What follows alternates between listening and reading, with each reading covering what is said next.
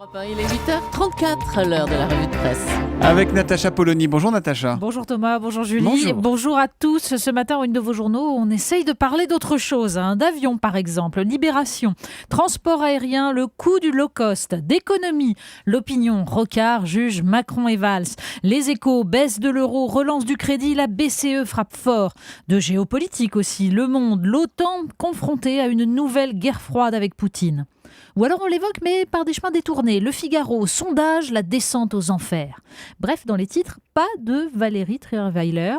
Dans les éditoriaux, c'est autre chose. Alors vous aussi, vous allez essayer de ne pas en parler. Ben oui, et pour ça on peut se concentrer sur les sondages par exemple. François Hollande et Manuel Valls sont dans un bateau, s'amuse Guillaume Tabar dans le Figaro. Hollande tombe à l'eau, mais Valls le suit.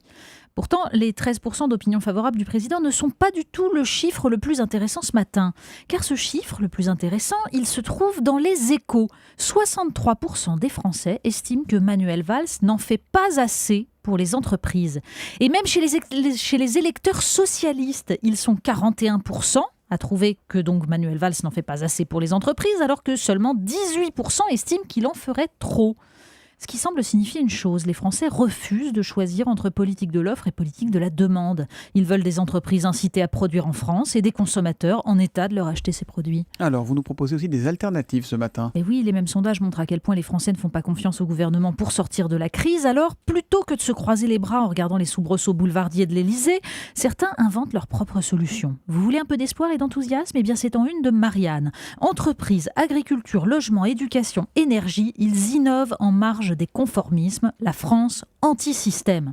Le journal publie les bonnes feuilles du livre de notre confrère Éric Dupin, Les Défricheurs. Ben oui, il y a des livres en cette rentrée qui valent la peine d'être lus plus que d'autres. Celui-là est une sorte de Tour de France des réfractaires à l'aliénation obligatoire. Il y a l'association Cocopelli qui résiste contre la confiscation du marché des graines par les grands semenciers.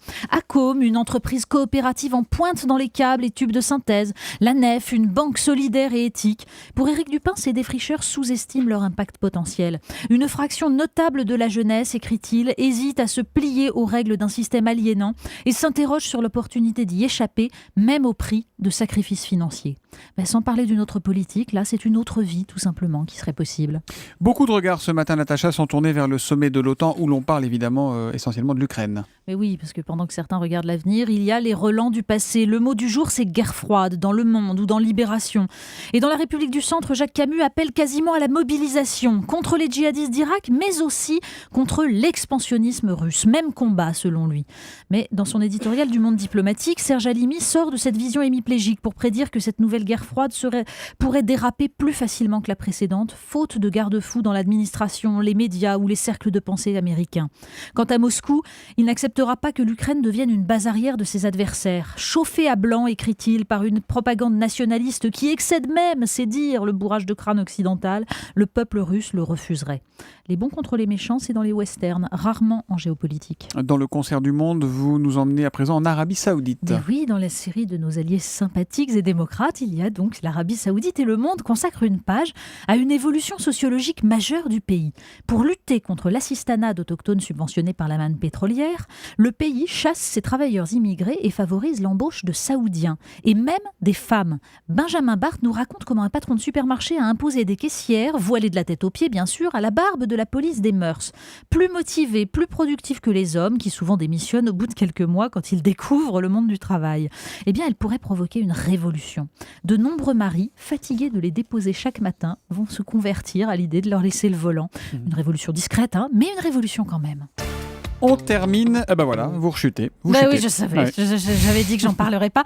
Donc, j'avais promis que je ferais comme Maud Vergnol, écrivant dans l'édito de l'Humanité, nos colonnes n'ayant pas vocation à commenter les vaudevilles bourgeois et à alimenter le feuilleton affligeant de la télé-réalité politique. L'Humanité ne s'est donc pas précipitée sur le manuscrit de notre consoeur de Paris Match. Bon, alors je ne citerai que les articles concernant ce mot qui deviendra le casse-toi pauvre con de François Hollande, le mot sans dents bien sûr. Pascal Richer sur le site Rue 89 rappelle d'ailleurs que le mot existe chez La Fontaine. Et dans le Figaro, Vincent de Trémollet raconte l'effervescence des réseaux sociaux où les bons mots fleurissent déjà. On va mettre le président sur les dents, bon ça c'est un peu facile. Sans dents, on peut manger un flambi, c'est mieux. Les militants du Front de gauche, eux, qualifient le président de condescendant. En un seul mot. Hein. La revue de presse de Natacha Polony tous les matins à 8h30 sur Europe 1. À lundi, Natacha. À lundi. Europe 1, il est 8h39.